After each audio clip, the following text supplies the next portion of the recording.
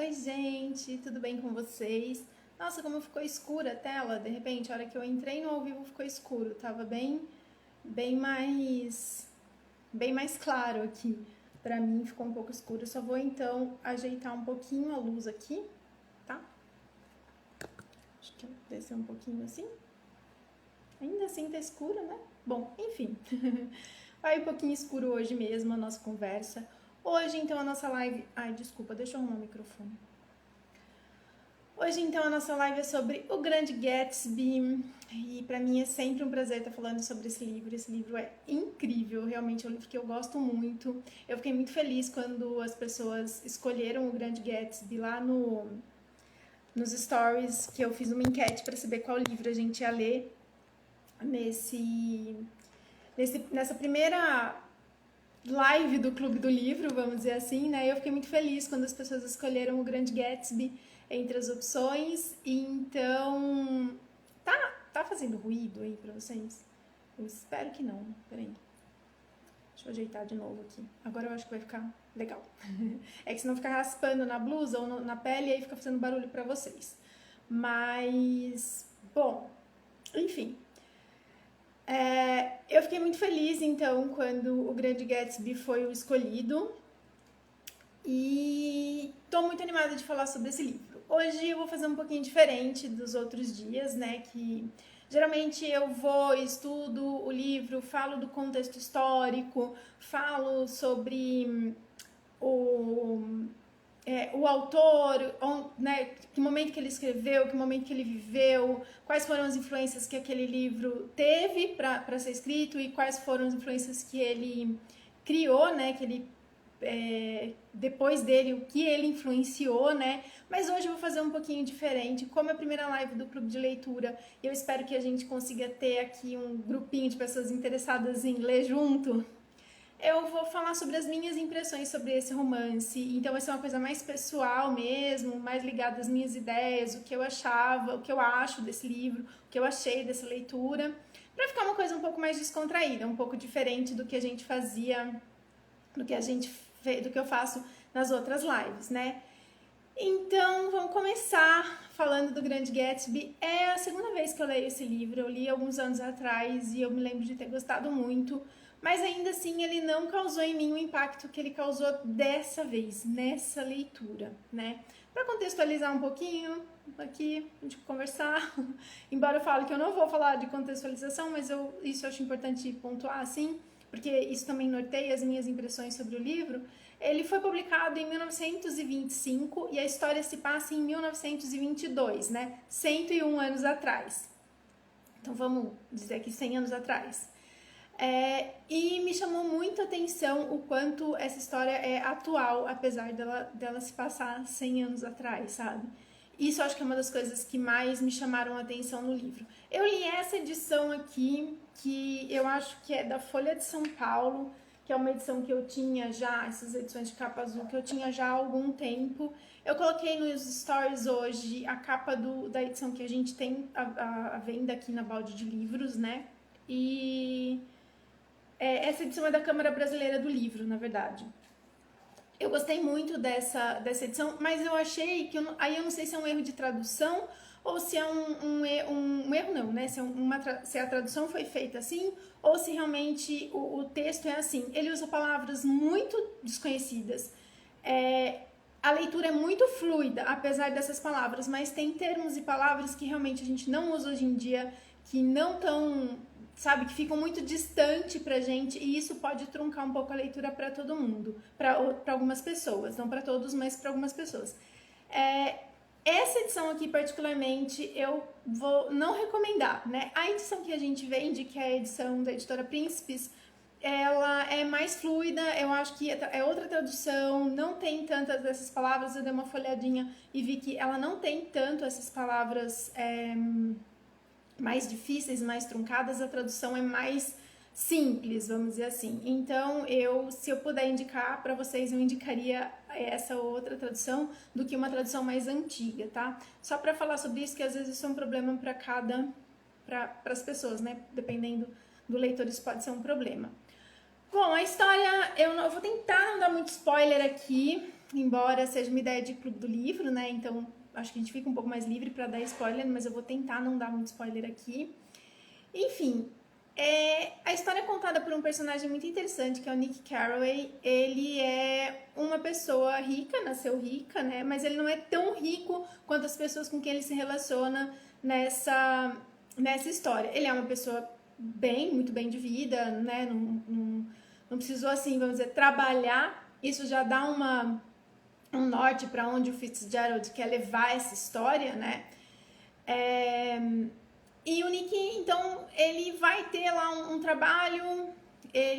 A história se passa em 1922, não tinha acabado de acabar a Primeira Guerra, e aí ele foi para a guerra, e, né, como muitos homens jovens, e aí ele vai, então, para Nova York para trabalhar num jornal, e é muito engraçado que ele nunca trabalha, tipo, nunca narra as histórias do trabalho, elas são muito en passant, assim, porque as pessoas entendem, né, o Grande Gatsby como uma grande obra, uma grande crítica ao sonho americano. Mas eu acho que ele é uma grande crítica ao materialismo, né? Ele mais critica o materialismo e a ociosidade de uma determinada classe social do que necessariamente o sonho americano, né? Mas ele critica sim o sonho americano, mas de uma forma diferente, assim, do meu ponto de vista, pelo menos das coisas que eu entendi, né? Eu até postei nos stories, assim, quando eu estava no começo da leitura, que o livro se passa em 1922, mas ele poderia perfeitamente ter se passado em 2022. Porque em 1922, os Estados Unidos, Nova York, especificamente, onde se passa a história, está passando por um momento de grande boom econômico, né? Um momento de muita prosperidade econômica. Então tem muito dinheiro, tem muita gente com muito dinheiro, todo mundo não todo mundo, mas muita gente muito rica e ficando cada vez mais rica, né? E aí o Nick vai encontrar então uma prima que está casada num casamento infeliz, e aí ele vai começar a narrar essas situações de tédio que eu tô falando, sabe? Então, o marido dessa prima é muito rico, muito rico. A família dessa prima é rica, muito rica. Só que nem ela nem o marido nunca trabalham. Eles vivem morando uma hora num lugar, uma hora em outro. Aí tem um escândalo no tal lugar, eles mudam. E aí eles vão vivendo essa vida ociosa e vazia, né? Então, eu acho que isso é o que o Fitzgerald vai criticar, o materialismo, né? Então, as pessoas têm muito dinheiro, elas têm muitos bens, elas estão muito ricas, mas a vida delas é extremamente vazia, até no sentido de produzir alguma coisa, né? De tipo assim, tá, eu tenho dinheiro, eu não preciso me preocupar com isso, mas eu vou fazer alguma coisa da minha vida, né? Eu vou, sei lá, correr atrás do meu propósito, vamos dizer assim. Não tem isso. São pessoas extremamente vazias. Eu vi muitas críticas a esse livro, algumas, né? Que as pessoas falam, o personagem não me prendeu, porque são personagens muito superficiais. Então, eu acho que isso é proposital, entendeu? Nessa segunda leitura eu entendi isso como proposital. Os personagens são muito superficiais porque aquelas pessoas eram muito superficiais. Os assuntos delas eram superficiais. Elas só conseguiam falar sobre si mesmas, sobre o tempo, sobre bobagens. Os assuntos são muito bobagens, assim. Eu arrisco dizer que realmente bobagem, assim. Os assuntos não são profundos, porque aquelas pessoas não são. A vida delas é muito vazia, porque é uma vida que não tem nenhum tipo de interesse em alguma coisa, né? E aí ele vai criticar isso, esse materialismo, esses super ricos, entendeu? Ele vai criticar isso. E depois tem o personagem do Gatsby, que é apaixonado por essa prima dele, e compra uma casa, coincidentemente ele tem uma casa do lado da casa do Nick. As casas são, o Gatsby mora numa hipermansão e o Nick mora numa casa mais simples, né, mas ainda assim boa, mas uma casa bem simples, que ele aluga lá em Long Island, né? Então, outra coisa, não se passa em Nova York, Manhattan, essas pessoas moram em Long Island. Isso já mostra a diferença social entre a prima e o marido da prima, que são extremamente ricos e que moram, né, em Manhattan, e ele que mora em Long Island. Eu acredito que eles moram em Manhattan, se eu não estiver muito enganada, mas eu acho que sim. Então, mas o lugar onde eles moram mostra essa diferença, que o Gatsby já mostra isso logo no começo do livro, que o Gatsby ele é um novo rico, ele não nasceu rico, ele ficou rico.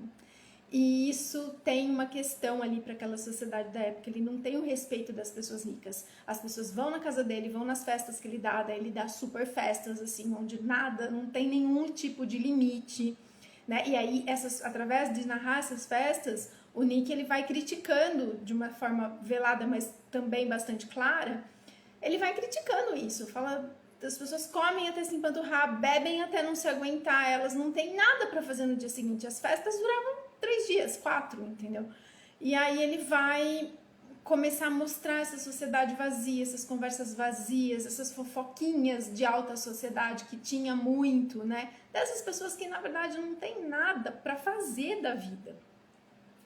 Então eu acho muito curioso, assim, eu achei muito, para mim, esse hipermaterialismo que ele mostra e critica poderia perfeitamente ser encaixado no hipermaterialismo de hoje, sabe? Em primeiro lugar, nessa questão de que as pessoas ricas elas estão ficando cada vez mais ricas e muito ricas. A gente está passando por esse processo de novo na história, principalmente agora depois da Covid. Isso é uma realidade, né? Os bilionários estão ficando cada vez mais ricos. E os pobres, obviamente, cada vez mais pobres, mas esse fosso entre a riqueza e a pobreza tem aumentado muito, e eu acho que isso ele retrata também lá no Grande Gatsby. E a forma como as pessoas lidam com as coisas materiais, sabe? Como as coisas ficaram, coisas materiais estão tendo hoje um valor muito maior do que realmente elas têm. Então tem uma cena no livro que a prima do Nick, ela tá, que é a personagem principal, ela tá, que ela chama Daisy, ela tá o Gatsby tá mostrando a casa para ela, né? O Gatsby é apaixonado por ela, ele vai tentar conquistar ela, e ele tá mostrando a casa para ela, e eles entram no closet dele, e eles veem, e ela vê aquele monte de camisa, e ela chora, porque essas camisas são muito bonitas. Então, essa cena eu vi muita gente criticando quando leu o livro, falar, que cena nada a ver, que sem pé nem cabeça, mas na verdade ele tá querendo mostrar o quê? O quanto aquelas pessoas são fúteis e bobas, porque ela tá encantada, não pela pessoa do Gatsby, mas porque ele tem camisas bonitas, e caras, né, obviamente. Então ela olha para aquilo e, nossa, que camisas lindas, e chora, e se emociona com uma coisa completamente boba, porque isso mostra o quanto ela é fútil, o quanto ela é vazia, né? O quanto a vida dela é sem sentido, vamos dizer assim, sabe? Eu acho que a gente pode usar esse termo em muitos momentos do livro, sabe? Que as pessoas vivem uma vida muito sem sentido.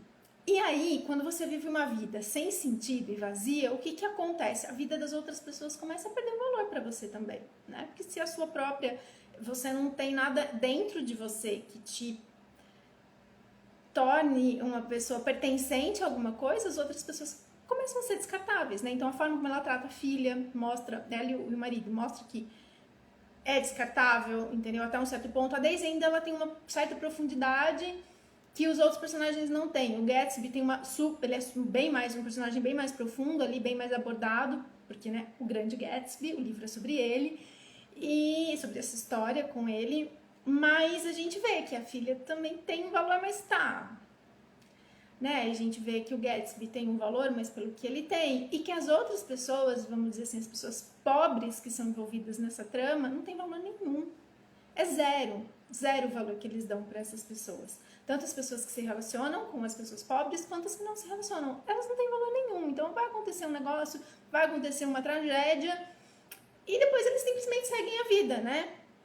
E isso mostra muito, assim, eu me lembro recentemente, não tão recentemente, mas eu me lembro da época que aconteceu um acidente com o filho, acho que do Ike Batista, que ele atropelou e uma pessoa acabou falecendo, ele atropelou um senhor de bicicleta, né? E fugiu, se eu não me engano foi alguma coisa assim. E eu falei, sabe, é muito parecido com o que... Desculpa, foi uma conexão aqui da internet mesmo. Então é muito parecido com o que aconteceu ali na história e E aconteceu recentemente. Então, quando eu falo que o livro se passa em 1922, mas poderia ter se passado em 2022, isso foi me deixando cada vez que quanto mais eu lia, mais eu ficava, nossa, podia ter acontecido agora. Isso é muito a nossa sociedade atual. Então, em 100 anos, a gente mudou muito pouco, né? E aí vamos colocar na conta que a gente teve 100 anos e 2 grandes guerras mundiais pra gente aprender algumas coisas, né? Mas a gente mudou muito pouco. Então, eles desvalorizam a vida das pessoas à sua volta porque eles são extremamente ricos e eles só dão valor às coisas materiais. Ela se emociona quando ela vê um closet cheio de camisas bonitas, mas ela não se emociona com nenhuma outra pessoa, nem com a filha dela. Ela não tem essa emoção. E eu acho que é isso que o Fitzgerald quis mostrar nesse contraponto, entendeu? Nessa cena. Eu já disse, acontece uma tragédia no livro, e aí quem vai se lascar mesmo são os pobres e o novo rico, que é o Gatsby, né? As pessoas que são ricas, de família rica, tradicional, que nunca precisaram trabalhar na vida, a vida delas simplesmente continua. E isso é muito engraçado, eu acho que, infelizmente, a gente vê isso acontecer hoje, sabe? Por isso que eu sempre faço esse paralelo entre a época que o livro se passa e o que acontece hoje, assim, esse valor exacerbado ao materialismo e esse desejo muito, muito grande de enriquecer. Que a gente vê hoje, as pessoas querem de todas as maneiras ficarem milionárias, e aí você vê livros te ensinando como você ficar milionários, aí você vê filmes te ensinando como ficar milionários, aí você vê coaches te ensinando como ficar milionário, e tudo só tem valor se você quiser ficar milionário. Você tem que querer ficar milionário, é o sonho, hoje é o sonho mundial, naquela época era o sonho americano, era ficar milionário. O livro, eu sempre achei, na minha primeira leitura, que o livro não precisava se estender tanto. Tipo, ele acabava e aí, tipo, 1 ou 2 capítulos finais não precisava ter. Eu sempre achava isso. Alongou ali uma bobaginha, sabe? Hoje eu vejo que não é uma bobaginha. O fenômeno que a gente vê hoje dos coaches ensinando as pessoas a ficarem milionárias, ele não é novo, né? Ele aconteceu lá em 1920, na década de 20 também, entre os anos 10 e 20.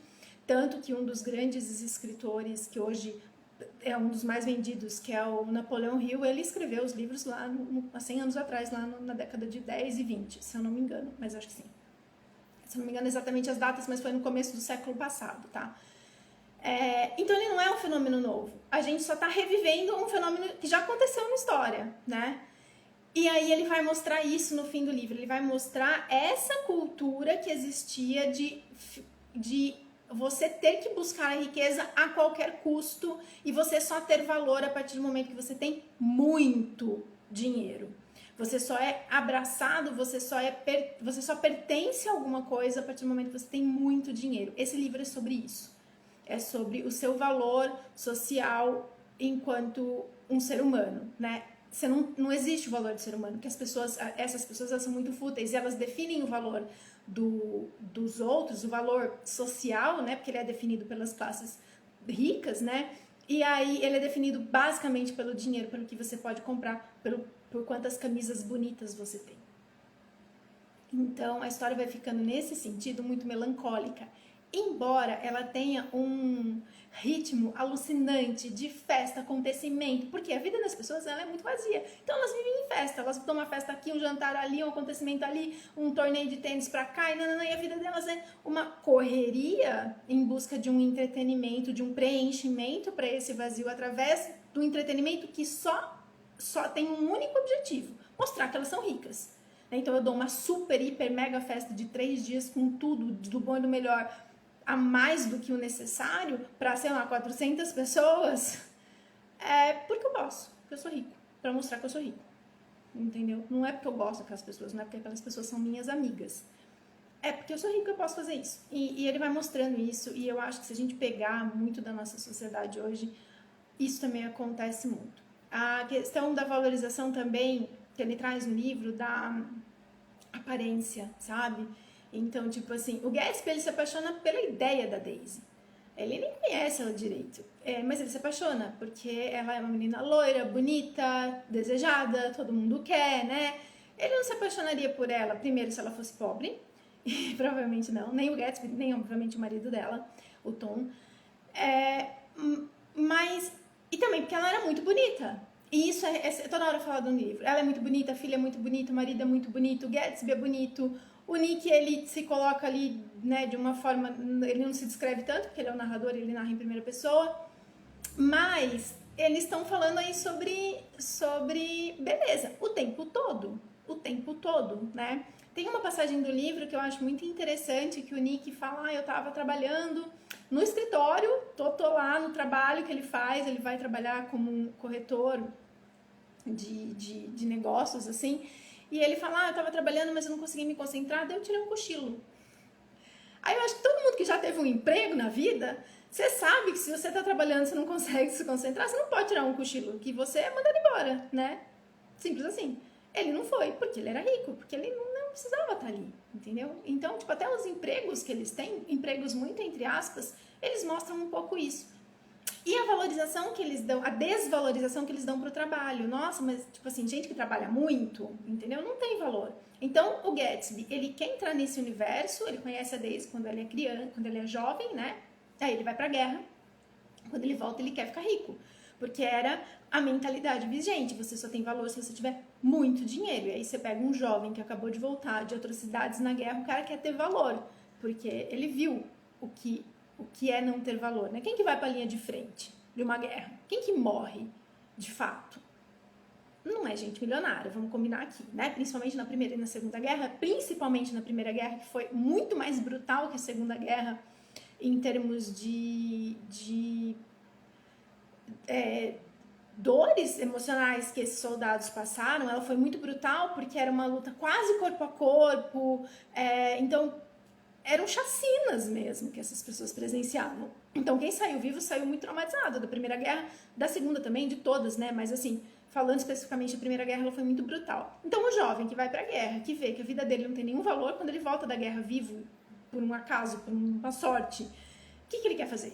Ele quer ficar rico, porque só tem valor quem for muito rico. E aí o Gatsby vai buscar de todas as formas ser rico. Então no fim do livro, depois que já acontece toda a tragédia, o pai dele aparece na história, é a primeira vez que o pai dele aparece, a primeira vez que tem uma menção à família dele, e o pai dele vai mostrar um livro, um caderninho que ele tinha, que ele anotava umas coisas quando ele era mais jovem. Como eu disse, na minha primeira leitura, alguns anos atrás, eu achei isso meio bobo, sabe? Eu falei, não tem por que ter isso, que bobagem e tal. Mas olha que interessante, eu vou ler aqui pra vocês, deixa eu só achar, que ele vai ler aqui, ele vai falar... Ele tem tarefas, coisas que ele tem que fazer se ele quiser ser uma pessoa bem-sucedida, né? Então, prestem atenção no que eu vou ler. Levantar pela manhã às 6 horas. Fazer exercícios com halteres entre as 6h15 e as 6h30. Estudar eletricidade e outras coisas importantes, né? Tipo, não é, você vê que não é o estudo sistematizado, não é ir à escola, não é ir para a faculdade, é estudar sobre coisas interessantes. Entre as 7h15 e as 8h15. Trabalhar entre as 8h30 e as 4h30. Beisebol e esporte das 4h30 às 5. Exercícios de dicção, postura do corpo e como ter postura e dicção entre as 5 e as 6. Estudo das invenções necessárias para a humanidade, que é o que ia levar ele, na ideia dele, a ser milionário, entre as 19 e as 21. Resoluções gerais. Isso o Gatsby, adolescente que voltou da guerra, um jovem adulto ali, tinha essas resoluções para a vida. Não perder tempo em chapters, ou um nome legível aqui, porque ele vai fazer uma tradução, ele vai fingir que isso é um papel que realmente estava no livro ali. Deixar de fumar ou mascar chiclete. Banho um dia sim, um dia não, né? O banho diário, a gente sabe que é uma coisa bem brasileira, tá? Não se surpreendam com isso. Mas assim, tomar banho um dia sim, um dia não era um negócio, tipo, muito surreal, muito fora da média mesmo. Ler um livro ou uma revista instrutivos por semana. Economizar $5, riscado, $3 por semana. Ser melhor para os meus pais. Vocês percebem aqui que muito desses manuais de como ficar rico tem basicamente essas mesmas indicações, né? Que você tem que saber falar, você tem que saber ter postura, você não pode perder tempo, você tem que economizar, você tem que ler coisas instrutivas. Então, assim, por que você vai perder tempo lendo um romance? Vai ler um livro que te ensina a ficar rico, vai ler um livro de desenvolvimento pessoal, vai ler um livro sobre alguma coisa construtiva, né? E esse construtivo, ele nunca fica claro em nenhum desses livros. O que é construtivo? O que vai de fato te levar, sei lá, pra frente? E onde que é esse pra frente? Isso nunca fica claro. E aqui, no fim do livro, ele mostra que o Gatsby, então, lá desde o começo, estava atrás disso. Então, quando ele se apaixona pela Daisy, ele se apaixona pela ideia da Daisy. Então, ele também, de uma certa maneira, embora seja o grande Gatsby, e a diferença entre ele e os outros personagens é que ele tem uma profundidade maior em termos de caráter e moral, julgados aqui pelo personagem do Nick Carraway, ele não era tão profundo, né? Porque o que ele queria? Ter valor dentro de uma sociedade onde o único valor é tomado pelo dinheiro. Então, eu quero ficar rico. E aí, a Daisy, ela se encaixa nesse sonho de ficar rico. Ele não se apaixona por ela, ele nem conhece ela. Tanto que depois de muito tempo que eles se separam e ela casa com o Tom, e aí ele vai reconquistar o grande amor da vida dele, passam-se 5 anos aí entre o romance que eles têm na adolescência e ele voltar da guerra, ele vai se surpreender com a postura da Daisy. Né? No começo ali é legal, depois ela vai dar uma rasteira nele mesmo. Porque ele não conhecia ela. Né? Ele estava apaixonado pela ideia, e aqui eu vou colocar uma ideia minha, assim, pelo sobrenome da Daisy. Eu me tornar um cara rico, mas não ter um sobrenome ainda faz com que eu seja uma pessoa de segunda classe. E ele fica muito rico mesmo. E ainda faz com que eu seja uma pessoa de segunda classe, mas se eu casar com uma pessoa de primeira classe, né, isso é primeira classe, muito entre aspas, e tudo muito entre aspas aqui, eu me torno uma pessoa valorizada nessa sociedade que só valoriza isso. E, gente, quanto que a gente não vê isso acontecendo hoje, infelizmente, das pessoas buscando casamentos para ter ou mais dinheiro ou mais prestígio social, ainda acontece muito. Infelizmente, é um retrato ainda muito parecido da nossa sociedade, assim. A sociedade 100 anos atrás ainda é um retrato muito parecido da nossa sociedade hoje. Então, isso no livro me deixou muito, muito chocada, sabe? E esse vazio dessas pessoas me deixou muito chocada, porque eu vejo muito isso hoje. Eu vejo também esse vazio presente muito nas pessoas que têm essa gana de ficar milionário. Eu tenho amigos, pessoas próximas que têm esse negócio de, não, quero ficar rico, quero ficar rico, quero ficar rico, conforto material, preciso de conforto material, preciso de conforto material. E eu não tô julgando aqui, tá? Mas eu vejo que isso acontece, e eu vejo que é um fenômeno velho, é um fenômeno antigo. Não é a primeira vez que isso surge na humanidade, né? Esses manuais e tal, como eu já disse aqui um pouquinho antes, não é a primeira vez que isso aparece no mundo, e é num momento histórico muito parecido. Um momento de grande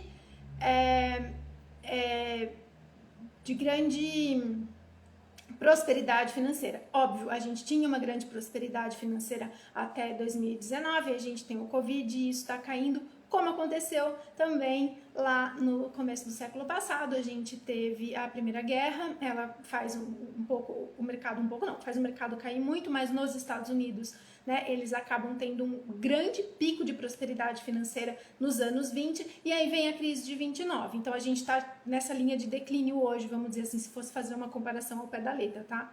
E eu não sou especialista em economia, não estou dizendo que a economia está indo por água abaixo. Eu só economia mundial, tá? Não entendo, eu só estou dizendo que olhando para a história a gente percebe que hoje está acontecendo um pouco parecido.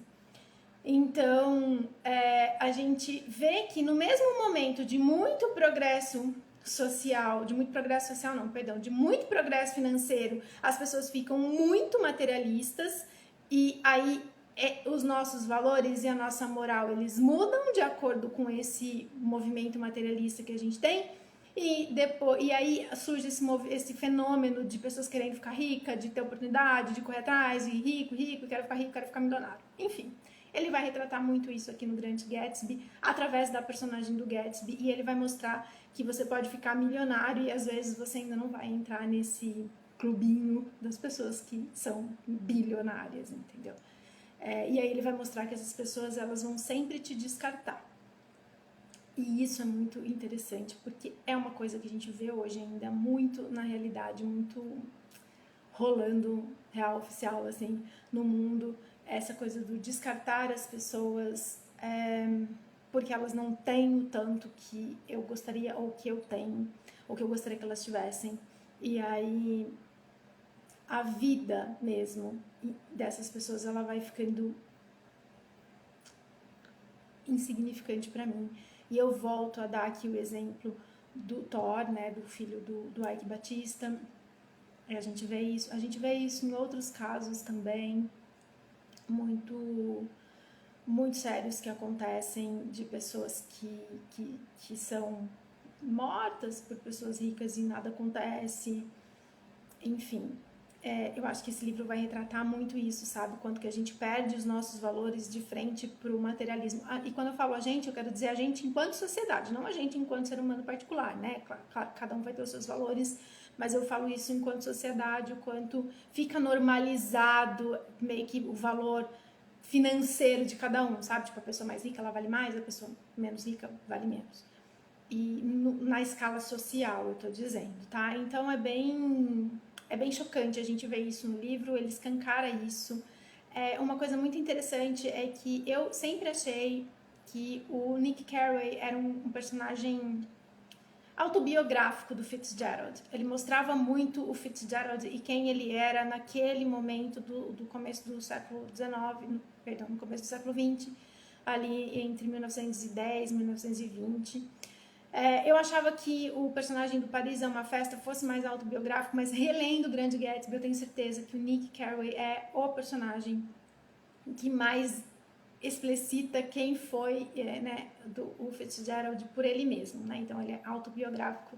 E aí é engraçado que o Nick, ele critica tudo isso que eu falei para vocês, esse materialismo e tal, mas ao mesmo tempo ele se encanta, né? Ele não é uma pessoa assim que ele se deslumbra com esse mundo das festas, de andar de jatinho, não era jatinho naquela época, era um aviãozinho, mas de andar de lancha, de cavalo, de carrão. Ele se deslumbra nesse mundo.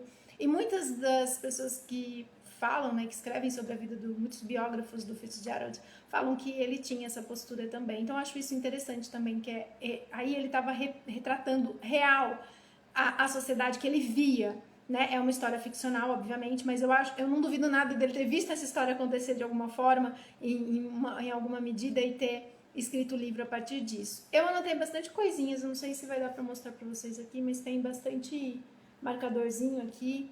Eu anotei bastante coisinha que eu fico toda hora que eu lembro, eu vou lá e dou uma relida, porque realmente me chamou muita atenção, muitas coisas nessa história. É um livro que eu acho que eu vou querer reler com uma certa frequência, porque para mim foi uma leitura assim chocante nesse sentido de que ficou muito parecida. Eu achei que a gente vive uma sociedade muito parecida e triste, né, no sentido também dessa coisa muito parecida, mas ao mesmo tempo eu vi o quanto um cara pode ser genial, um escritor pode ser genial ao escrever um livro aqui através do Grande Gatsby, do Fitzgerald. Uma curiosidade sobre o livro, então ele é publicado em 1925, mas ele não faz muito sucesso, ele até virou uma peça para Broadway, mas ele não faz muito sucesso, e adivinhem quando que ele vai fazer muito sucesso? Depois da Segunda Guerra Mundial, quando ele é reeditado em 1945, entre 1945 e 1953, que adivinhem vocês, era um momento histórico muito parecido com 1922, porque a gente estava acabando de sair de uma grande guerra, né? Então em 45 a gente também está saindo, e os Estados Unidos têm um grande momento de progresso econômico, assim como teve lá nos anos 20, que vai depois culminar com a bolha que estoura na crise de 29, ele teve nos anos 50, né, entre 1946 ali e até 1959, 60 ali, depois vai ter uma crise bem menos grave, mas vai ter uma crise econômica, mas é um momento histórico muito parecido. Então o livro não faz sucesso no primeiro momento, mas vai fazer sucesso depois, em 1945. Eu achei isso curioso, achei que é um dado curioso para trazer para vocês como, né, infelizmente a história às vezes se repete e a gente vive de ciclos sociais muito parecidos. Então, acho que o que eu queria falar mesmo sobre o Grande Gatsby era isso, voltando aqui a dizer para vocês que eu não me preparei, assim, no sentido de estudar, de fazer uma análise profunda da obra, foram as minhas impressões sobre a obra. Eu trouxe algumas pontuais observações para vocês sobre quando foi publicado, quando fez sucesso e tal, mas eu não fiz um estudo aprofundado, isso são só as minhas observações. Então essa é a primeira live de Clube do Livro que a gente tem aqui na Balde de Livros.